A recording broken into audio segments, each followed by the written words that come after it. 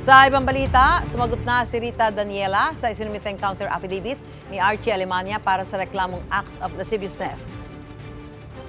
Pinanumpaan kahapon ni Daniela ang kanyang reply affidavit sa Hall of Justice ng Bacoor, Cavite.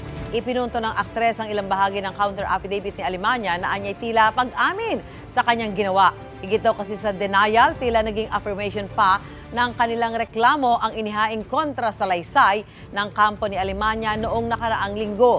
Hindi dumalo kahapon ng aktor at abogado niya at tanging kinatawan lang ang kumuha ng kopya ng reply affidavit. Si Rita, ipinaliwanag naman kung bakit hanggat maaari ay ayaw niyang makasabay sa mga darating na pagdinig si Archie. Because what happened was very traumatic for me, and honestly po, I really don't know how will I feel if I see him again. Gusto mo bang mauna sa mga balita? Mag-subscribe na sa GMA Integrated News sa YouTube at tumutok sa unang balita.